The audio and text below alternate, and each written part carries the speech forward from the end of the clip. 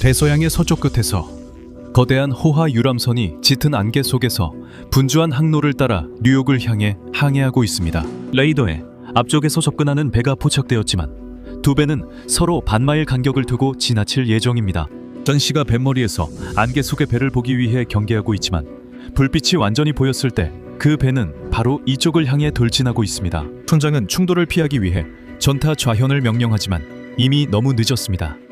이 일로 모두가 혼란에 빠졌고 많은 가족이 슬퍼했으며 한 소녀는 기적의 아이로 불렸습니다.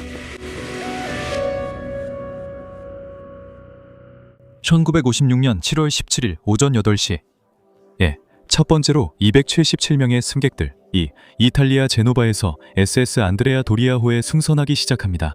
안드레아 도리아호는 이탈리아 선사에 소속된 호화 유람선으로 아름답고 고급스러운 배로 널리 알려져 있습니다.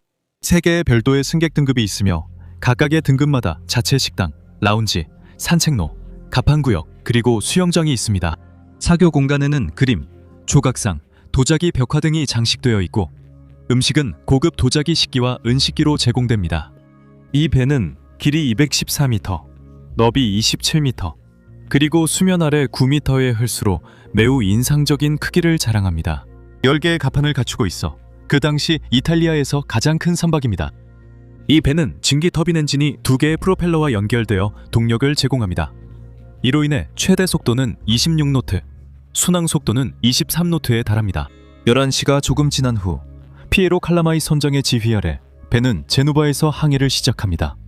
이것은 지난 3년 동안 제노바에서 뉴욕으로 항해한 안드레아 도리아의 52번째 서쪽 항해가 될 것입니다. 같은 날 오후 중반, 프랑스 리비에라의 강에서 48명의 승객이 승선합니다. 그 여객선은 남쪽 이탈리아의 나폴리로 남동쪽 항로를 잡습니다. 거리는 400해리입니다. 다음 날 아침, 나폴리에서 744명의 승객이 탑승합니다. 이틀 후 여객선은 마지막으로 지브롤터에 정박해 마지막 56명의 승객을 태웁니다. 1134명의 승객, 2572명의 승무원과 함께 여행을 하게 되며 안드레아 도리아호의 대서양 횡단 여정에 출발하는 사람은 모두 1706명입니다. 배는 대서양을 가로질러 항해하며 다음 8일 동안 순조롭게 시간을 맞춰 나아갑니다. 승객들은 선내 시설과 온화한 여름 날씨를 즐기며 앞으로 미국에서 펼쳐질 미래를 생각합니다. 일부는 새로운 삶을 시작하기 위해 그곳으로 향하고 있습니다. 7월 25일 정오가 가까워질 무렵 안드레아 도리아호는 대서양의 서쪽 끝 난터킷 섬을 향해 항해하고 있습니다.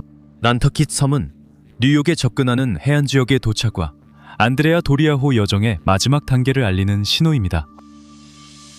뉴욕 항구에서는 여객선 스톡홀름호가 대서양을 동쪽으로 횡단하는 103번째 항해를 위해 스웨덴 예테보리의 모항으로 출항을 앞두고 있습니다.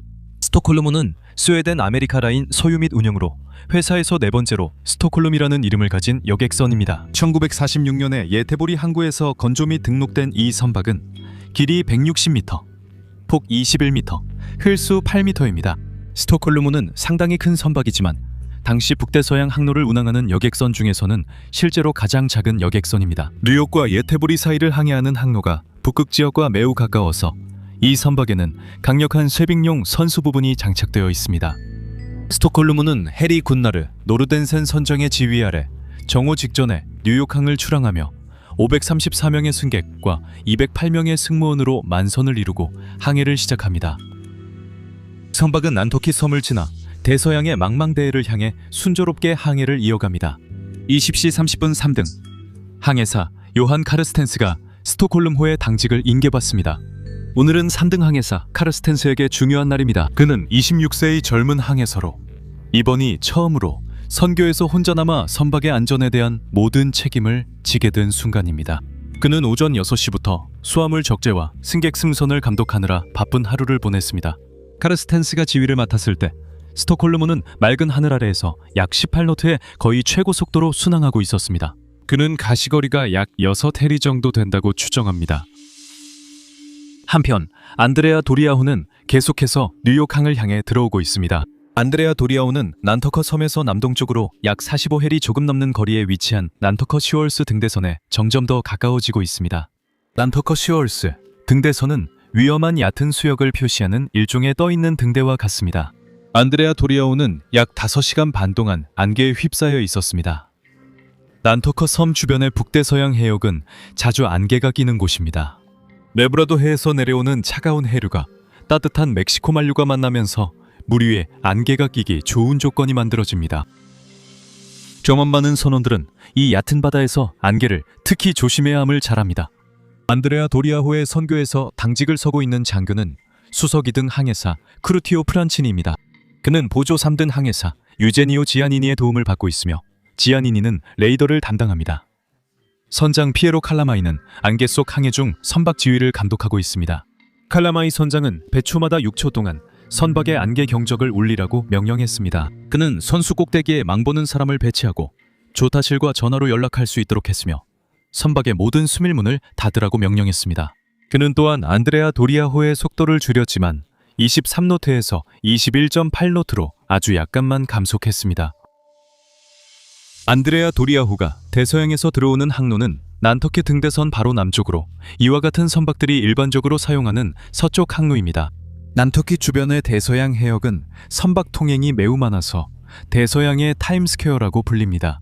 동쪽과 서쪽으로 향하는 선박들을 분리하기 위한 공식적인 협약이 존재했지만 국제해사기구가 혼잡한 해상에서 고속도로처럼 여러 차선을 두는 해상교통 분리제도를 도입한 것은 1966년이 되어서였습니다. 하지만 지금은 1956년이고 비록 협약이 존재하긴 하지만 엄격하게 시행되고 있지는 않습니다.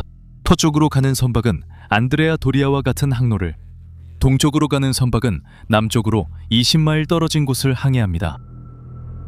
스톡홀름호는 서쪽으로 가는 선박들의 항로에 있는 난터키 등대선 바로 남쪽을 지나는 동쪽 항로를 따르는 데 익숙합니다. 이 항로는 시간을 절약해 스톡홀름호의 노르덴센 선장은 오늘도 이 길을 택했습니다. 밤 9시쯤 노르덴센 선장은 스톡홀름호의 최종 점검을 위해 조타실로 올라옵니다. 배는 잔잔한 바다에서 시속 18.5노트로 전속력으로 항해하고 있습니다. 남서쪽에서 부드러운 바람이 불고 있고 기온은 섭씨 약 21도, 화씨 70도로 온화합니다. 거의 보름달이 우연선수 쪽에서 보이고 시계는 여전히 약 6해리로 흐릿한 수평선이 보입니다.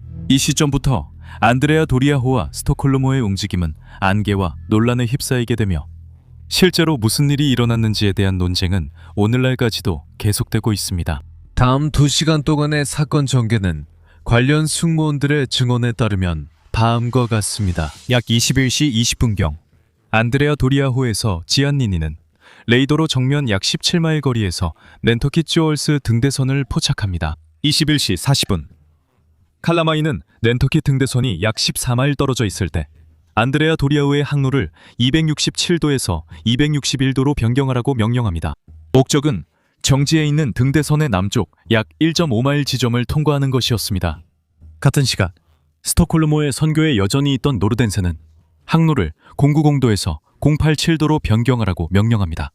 이렇게 하면 스톡홀름호도 난터키 등대선의 남쪽 2마일 사이를 지나가게 됩니다. 노르덴센은 밤 10시쯤 선교를 떠나고 카르스텐스가 혼자 스톡홀름호를 책임지게 됩니다. 노르덴센은 안개나 다른 중요한 기상 상황이 발생하면 즉시 자신을 부르라는 지시를 남깁니다. 22시 4분 카르스텐스는 블록 아일랜드와 난터키 라이트십의 무선 표지에서 방향을 잡아 스톡홀름호의 위치를 확인하기로 결정합니다. 위치 확인 결과 그의 배가 예상보다 북쪽으로 표류하자 22시 10분 카르스텐스는 항로를 087도에서 089도로 변경하라고 명령합니다. 22시 20분 안드레아 도리아호는 난터키 라이트십을 우현 약 1마일 거리에 두고 있습니다. 칼라마이 선장은 자신의 배를 엠브로스 채널 등배선과 뉴욕 항구 입구로 향하게 하기 위해 항로를 261도에서 268도로 변경하라고 명령합니다. 22시 40분 스톡홀름호의 조타수가 교대됩니다. 2대 시간에 조타수 페데를 라르손이 조타를 인계받고 그가 배의 조종을 맡은 순간부터 집중력이 부족해 보입니다. 그는 조타를 맡는 내내 배의 진행 방향이 항로선에서 양쪽으로 몇 도씩 흔들리도록 허용합니다. 22시 46분 직전 안드레아 도리아호는 레이더로 약 17해리 거리 우전 4도 방향에서 스톡홀름호를 포착합니다. 7분 후인 22시 53분 스톡홀름호는 레이더에서 약 12마일 거리에 안드레아 도리아호를 포착합니다. 두 선박 모두 무선으로 서로 연락하지 않고 지나갈 때 어떤 항로를 취할지 논의하지 않은 채 계속 항해를 이어갑니다. 코스텐스는 안드레아 도리아호의 빠른 접근 위치를 레이더 플로팅 보드에 표시하기로 합니다. 그는 22시 56분에 첫 번째 지점을 표시하는데 안드레아 도리아호가 좌현 2도 방향 10마일 거리였습니다. 그는 23시 2분에 두 번째 지점을 표시하는데 그때 배는 좌현 4도 방향 6마일 거리에 있었습니다. 그 두 지점을 연결해보니 접근하는 배가 좌현 쪽으로 약 0.5마일 거리를 두고 지나갈 것이라는 것을 알게 됩니다. 그것은 노르덴센 선장이 허용하는 것보다 가깝지만 그를 걱정시키는 건 그 배의 불빛이 안 보인다는 점입니다. 밤이고 밝은 달빛이 우연 선수에서 약 20도 각도로 비치고 있습니다. 시야는 맑아 보입니다. 코스텐스는 배 앞 어둠 속 물 위에 짙은 안개가 깔려 있다는 사실을 깨닫지 못하고 있습니다. 스톡홀름호와 안드레아 도리아호가 정면으로 접근할 때 서쪽으로 향하는 이탈리아 여객선은 이 보이지 않는 안개층에 가려져 있습니다. 동쪽으로 향하는 스톡홀름호는 곧 이 안개층의 서쪽 가장자리로 진입하게 됩니다. 더 경험이 많은 선원들이었다면 상황이 어떻게 전개되고 있는지 알아챘을지도 모릅니다. 저는 카르스텐스가 이상하다고 느끼지만 아직 정확히 알지 못하는 것 같습니다. 안드레아 도리아호의 안개 경적이 울리는데도 배는 빠르게 움직입니다. 칼라마이는 속도를 21.8노트로만 줄였는데 이 속도는 여전히 스톡홀름호보다 빠릅니다. 스톡홀름호가 18노트로 이동하고 있기 때문에 두 배는 합쳐서 40노트의 속도로 서로 접근하고 있습니다. 서로의 위치나 방향에 대한 유일한 정보는 레이더에 찍힌 점 하나뿐입니다. 안드레아 도리아호의 레이더에는 두 배가 17마일 떨어져 있을 때 스톡홀름호가 우현 4도에 5마일 떨어져 있을 때는 우현 1,4도에 위치한 것으로 나타납니다. 이러한 관측값을 바탕으로 두 배는 가장 가까운 지점에서 0.84 헬이 떨어진 채로 서로를 지나칠 것으로 예상됩니다. 이 관측값들은 두 배가 우현 대 우현으로 서로를 지나칠 것임을 시사합니다. 스톡홀름호의 카르스텐스는 두 배가 좌현 대 좌현으로 지나칠 거라 예상하고 있어 앞뒤가 맞지 않습니다. 두 배가 3.5마일 거리에 있을 때 칼라마이는 두 배 사이의 거리를 벌리기 위해 좌현으로 4도 진로 변경을 명령합니다. 그는 비교적 가까운 거리에서 우현 대 우현으로 지나가기로 선택했습니다. 해상 규정에 따르면 선박이 정면으로 마주칠 때는 서로 좌현 대 좌현으로 지나가야 하며 이는 고속도로에서 오른쪽으로 운전하는 것과 같은 방식입니다. 진로를 변경했을 때 지아니니는 스톡홀름호가 새로운 항로에서 우현 19도 방향에 있다고 보고합니다. 잠시 후 그는 다시 레이더를 확인하고 스톡홀름호가 약 1.5마일 거리에서 우현 32.5도 방향에 있는 것을 확인합니다. 이 두 새로운 지점을 표시하면 두 선박의 새로운 최근 접점이 나옵니다. 스톡홀름호가 같은 시점에 약간의 진로 변경을 한 것으로 보이며 두 선박 사이의 거리는 멀어지기보다는 오히려 가까워졌습니다. 새로운 측정에 따르면 칼라마이의 진로 변경에도 불구하고 두 선박은 0.59마일의 거리를 두고 서로를 지나칠 예정입니다. 한편 스톡홀름호에서는 카르스텐스가 레이더 화면에 다가오는 선박을 표시하는데 그 거리는 1.8에서 1.9마일 사이입니다. 그는 그 배가 좌현 쪽으로 지나갈 것이라고 믿고 있으며 현재 좌현 20도 방향에 위치해 있다고 생각합니다. 이것은 안드레아 도리아가 예상한 것과는 정반대입니다. 카르스텐스는 앞서 두 번의 레이더 판독과 이번 새로운 판독을 통해 안드레아 도리아의 항로를 추적합니다. 이제 그는 안드레아 도리아가 스톡홀름호의 좌현 쪽으로 0.52마일 거리를 두고 지나갈 것으로 예상합니다. 23시 9분 카르스텐스는 마지막으로 레이더 판독을 하고 두 배는 1.3마일 떨어져 있습니다. 그는 바다를 살펴보며 안드레아 도리아의 불빛이 예상보다 더 가까이에 있는 것을 봅니다. 여전히 좌현 20도 방향에 있습니다. 안드레아 도리아 승무원들은 아직 스톡홀름을 보지 못했습니다. 카르스텐스는 좌현에서 좌현으로 지나갈 때 간격을 넓히기 위해 우현으로 24도 선회하라고 명령하기로 결정합니다. 1분 후인 23시 10분 두 선박은 0.6마일 떨어져 있습니다. 카르스텐스가 명령한 선회가 완료되었습니다. 이제 안드레아 도리아의 승무원들이 스톡홀름을 봅니다. 안드레아 도리아의 칼라마이와 지안니니는 함교 우현에서 안개를 통해 희미한 불빛을 봅니다. 프란치니는 우현에 불빛이 보인다는 선수견 씨의 전화를 받기 위해 레이더실을 떠납니다. 충돌은 피할 수 없습니다. 스톡홀름호에서 카르스텐스는 좌현 브릿지 윙으로 가서 안드레아 도리아가 녹색 우연 불빛을 비추고 있는 것을 봅니다. 안드레아 도리아는 스톡홀르모 앞을 왼쪽에서 오른쪽으로 지나가려 합니다. 카르스텐스는 즉시 키를 우연으로 끝까지 돌리라고 명령합니다. 그는 기관실 전신기로 달려가 엔진을 전속 후진으로 돌리라고 신호합니다. 충돌 전에 배가 멈추길 바랍니다. 안드레아 도리아 승무원들은 안개 속에서 스톡홀름 불빛을 뚜렷이 볼 수 있습니다. 팔라마이와 그의 사관들은 다가오는 배가 빨간색 좌연 등불을 켜고 있는 것을 봅니다. 그 배는 그들을 향해 정면으로 선회하고 있습니다. 칼라마이는 충돌을 피하기 위해 키를 좌연으로 끝까지 돌리라고 외칩니다. 하지만 이미 너무 늦었습니다. 충돌은 피할 수 없습니다. 30초 후 스톡홀름 호에 강화된 쇠빙 선수는 안드레아 도리아 호의 함교 윙 바로 뒤 우현을 들이받습니다. 스톡홀름 호의 선수는 수면 아래 안드레아 도리아 호의 선체를 관통하고 안드레아 도리아 호는 즉시 심하게 우현으로 기울기 시작합니다. 우현에 있던 5개의 연료 탱크가 찢어지며 수천 갤런의 바닷물이 유입되어 기울기가 더욱 심해집니다. 좌연에 있는 5개의 빈 연료 탱크에는 공기가 갇혀 부력을 발생시키고 이로 인해 우연으로의 기울기가 더욱 심해집니다. 안드레아 도리아 호는 11개의 수밀구획으로 나뉘어 있으며 각각은 선박의 폭 전체와 갑판 높이까지 이어지는 강철 격벽으로 분리되어 있습니다. 스톡홀름호는 이 구획들 중 하나만을 관통했지만 문제가 있습니다. 이 배는 15도까지의 기울기에는 견딜 수 있습니다. 이 각도를 넘어서면 물이 격벽 위로 흘러 다음 구획까지 차오를 수 있습니다. 침수된 우현 연료 탱크와 공기로 가득 찬 좌현 연료 탱크 때문에 아주 짧은 시간 안에 우현으로 20도 이상 기울게 됩니다. 안드레아 도리아호는 이제 끝장입니다. 칼라마이 선장은 안드레아 도리아호가 침몰하고 있다는 사실을 재빨리 깨닫고 충돌 10분 만에 안드레아 도리아호에 SOS 신호를 보내도록 명령합니다. 칼라마이 선장은 스톡홀름호를 앞지르길 바랐기 때문에 배의 속도를 줄이지 않았습니다. 안드레아 도리아호의 속도와 관성으로 인해 스톡홀름호의 선 수십 미터가 잘려나갑니다. 스톡홀름호는 심각한 침몰 위험에 처해 있습니다. 앞쪽 격실에 물이 급격히 유입되면서 선수 부분이 가라앉습니다. 스톡홀름호의 조타실에서는 빠른 판단이 이루어집니다. 그들은 선수 부분을 띄우기 위해 담수 탱크를 비우기로 결정합니다. 이로 인해 선수는 정상 흘수선에서 10cm 이내까지 올라오게 됩니다. 신속한 점검 결과 주요 손상은 1번 격실에만 국한되어 있다는 것이 확인됩니다. 1번과 2번 방수 격실 사이의 격벽은 안전하게 유지되고 있습니다. 선박의 상태에도 불구하고 노르덴센 선장은 스톡홀름호가 안정적이며 즉각 침몰할 위험은 없다고 믿고 있습니다. 그는 승무원들과 함께 구명보트를 물에 띄워 안드레아 도리아호의 승객들을 도와 스톡홀름호로 옮기라고 명령합니다. 안드레아 도리아호에는 모든 승객과 승무원을 대피시킬 수 있는 충분한 구명보트가 있습니다. 구명보트들은 선박의 양쪽 상부 갑판에 똑같이 나뉘어 있습니다. 비상시 승객들을 태우기 위해 한층 아래에 프로머네이드 데크로 내려집니다.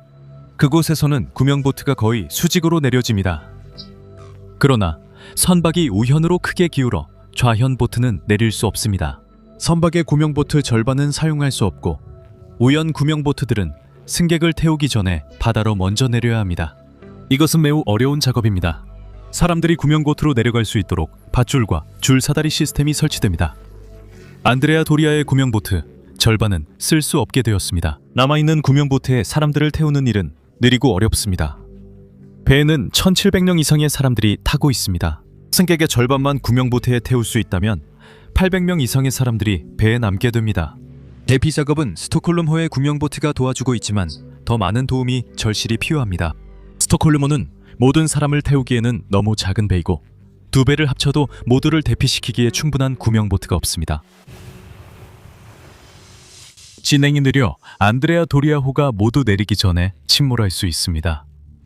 충돌 지점은 분주한 항로의 위치에 있어서 여러 선박들이 안드레아 도리아호의 SOS 신호에 응답하기 시작합니다. 가장 먼저 현장에 도착한 것은 케이프앤호 화물선으로 이 배는 40인승 구명보트 2척을 투입해 조난당한 안드레아 도리아호의 승객들을 스톡홀름호로 옮기는 데 도움을 줍니다. 다음으로 도착한 선박은 미 해군 수송선 프라이빗 윌리엄 H. 토마스호로 존 셰이 선장이 지휘하고 있습니다.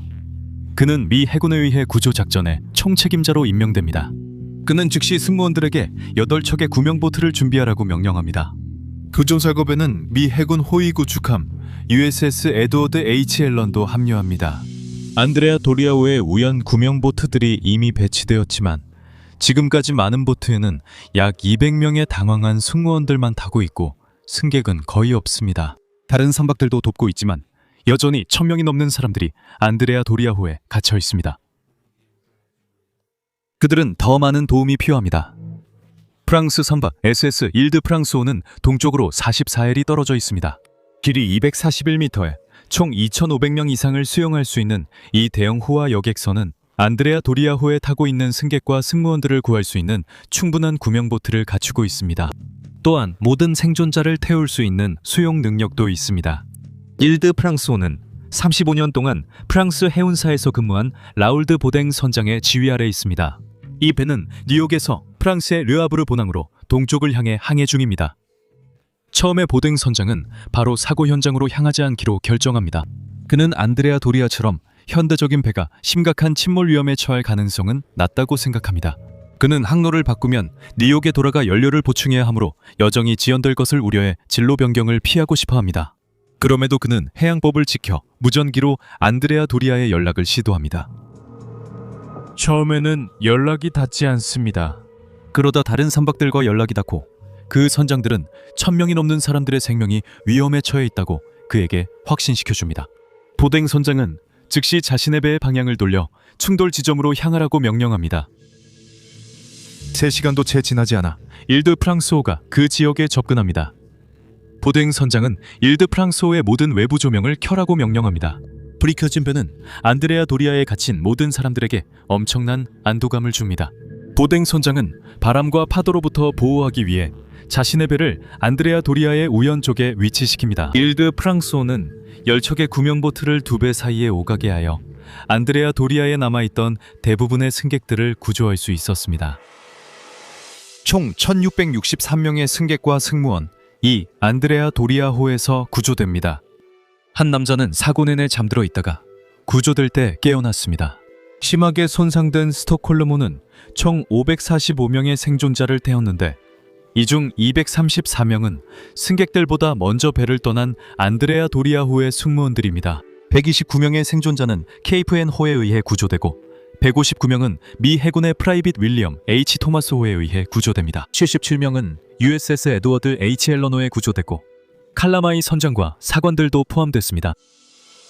안드레아 도리아호의 브리지 승무원들은 거의 모든 승객을 구조하는 힘든 작업을 수행하면서도 선상에서 침착함을 유지하는 데 성공합니다. 선박의 사관들은 마지막으로 배를 떠납니다. 칼라마이 선장은 처음에는 배와 함께 침몰하려고 배에 남으려 하지만 그의 승무원들의 설득으로 그렇게 하지 않기로 합니다. 결국 안드레아 도리아호의 승객과 승무원 46명이 참사로 목숨을 잃었습니다. 43명은 최초 충돌에서 사망했고 추가로 3명은 구조 과정에서 목숨을 잃었습니다. 구조 과정에서 사망한 3명 중 1명은 어린 소녀로 그녀는 당황한 아버지에 의해 구명보트로 떨어지면서 머리에 부상을 입었습니다. 스톡홀름호의 앞부분에 배치되어 있던 승무원 5명도 최초 충돌에서 사망했습니다. 안드레아 도리아호의 1663명의 생존자 중에는 14살의 어린 소녀 린다 모건이 있었는데 그녀는 기적의 소녀로 알려지게 됩니다. 린다는 이복 여동생과 선실에서 자고 있었는데 그곳은 안드레아 도리아호의 선교 아래 스톡홀름호 충돌 지점에 있었습니다. 배 충돌로 그녀의 이복 여동생이 숨졌습니다. 옆 선실에 있던 그녀의 의붓아버지는 사망하고 어머니는 중상을 입었습니다. 린다는 침대에서 튕겨나가 스톡홀름호의 앞가판에 안전하게 착지합니다. 그녀는 어머니를 부르는 소리를 들은 승무원에 의해 발견됩니다. 스페인어를 할 수 있는 승무원이 통역을 해줍니다. 저는 안드레아 도리아에 있었어요. 지금 여기가 어디죠? 1956년 7월 26일 목요일 오전 9시 45분 충돌이 일어난 지 10시간이 조금 넘은 시점에 안드레아 도리아호가 마침내 침몰하기 시작합니다. 선박의 대피가 완료되었습니다. 오전 10시 우연히 바다로 기울기 시작하고 곧 뱃머리가 물속으로 미끄러집니다. 선미가 약간 떠오르면서 좌형 프로펠러와 샤프트가 드러납니다. 좌연이 수면 아래로 미끄러지면서 사용되지 않은 일부 구명보트들이 답이 돼서 떨어져 나와 줄지어 거꾸로 떠오릅니다. 선박은 충돌 지점에서 거의 1.6헬이나 표류한 후 10시 9분에 침몰합니다. 충돌 당시 안드레아 도리아호에서 사망한 43명 전원은 배가 침몰할 때 선체 안에 갇힌 채 남겨집니다. 안드레아 도리아호 침몰 이후 두 선박이 충돌하게 된 원인을 밝히기 위한 조사가 몇 달 동안 이어집니다. 양측의 사관들이 사고에 대한 자신의 진술을 합니다. 더 많은 증거가 제출될 예정이었으나 이탈리아와 스웨덴 아메리카 해운사가 법정 밖에서 합의에 도달합니다. 각 해운사는 자체적으로 손해를 감수합니다. 스웨덴 아메리카 해운사의 손해는 200만 달러로 평가되며 이탈리아 해운사는 안드레아 도리아호의 전체 가치인 3천만 달러의 손실을 입었습니다. 두 해운사는 희생자 가족을 지원하기 위한 기금에 기여합니다. 짙은 안개가 이 재난의 주요 원인으로 지목되었지만 양쪽 선원들의 결정에 대해서도 의문이 제기되고 있습니다. 중요한 질문 중 하나는 누가 사건 진술에서 거짓말을 하는지 여부입니다. 안드레아 도리아호는 두 배가 우연길이 지나갈 것으로 예상했고 스톡홀름호의 카르스텐스는 두 배가 자연길이 지나갈 것으로 예상했습니다. 카르스텐스는 안드레아 도리아호를 자연에서 봤다고 했지만 이는 이해하기 어렵습니다. 정확히 무슨 일이 있었는지는 알 수 없지만 이것이 제 해석입니다. 스톡홀름호는 서쪽 항로로 알려진 곳에서 동쪽으로 가고 있습니다. 그것은 안드레아 도리아호의 칼라마이 선장에게 놀랄 일이 아닙니다. 그는 스톡홀름호가 항로를 지킬 것이며 두 배가 약 1마일 거리를 두고 우현으로 지나칠 것이라 예상합니다. 그들은 거의 속도를 줄이지 않습니다. 스톡홀름호의 카르스텐스는 그만큼 경험이 많지 않아서 충돌 위험이 없음에도 불구하고 선박 관례에 따라 자연길이 지나가기로 결정합니다. 그는 안개를 보지 못합니다. 각 선박은 자신들의 예상이 맞도록 항로를 수정합니다. 어느 쪽 선박도 항로를 조정하기 위해 연락하지 않습니다. 그들은 단순히 자신들이 예상한 대로 일이 진행될 것이라고 생각합니다. 제 친구의 아버지는 해군의 지휘관이셨습니다. 그는 우리에게 지대하는 것이 아니라 점검하는 것을 얻게 된다고 말씀하셨죠. 스톡홀름호는 좌현길이 지나갈 것으로 예상해서 좌현길이 지나가기 위해 계속해서 조금씩 우현으로 방향을 틀었습니다. 안드레아 도리아호는 우현길이 지나갈 것으로 예상해서 우현길이 지나가기 위해 계속해서 조금씩 좌현으로 방향을 틀었습니다. 두 배 모두 계속 서로의 항로로 방향을 틀고 있습니다. 레이더를 보면 화면에 신호가 나타나는데 이것이 배가 예상한 쪽에 있다는 것을 확인시켜 줍니다. 그리고 매번 진로를 변경할 때마다 배는 그쪽에 계속 머무르게 됩니다. 안개가 너무 짙어서 서로의 불빛조차 볼 수 없기 때문에 실제로 배의 어느 쪽을 보고 있는지에 대한 추가 정보를 얻을 수 없습니다. 만약 어느 쪽 배라도 초기에 자신의 의도를 명확하게 알릴 수 있도록 뚜렷하게 방향을 바꿨다면 이것이 상대 배가 진로를 계획하는 데 도움이 되었을 것입니다. 무전기로 다른 배와 연락했다면 충돌을 피할 수도 있었을 것입니다. 적어도 안드레아 도리아호의 사관들은 명예롭게 행동하며 배에 남아 승객들의 대피를 끝까지 도왔습니다. 이는 오셔너스호의 사관들과는 비교가 되죠. 그 영상의 링크를 여기 남겨두겠습니다.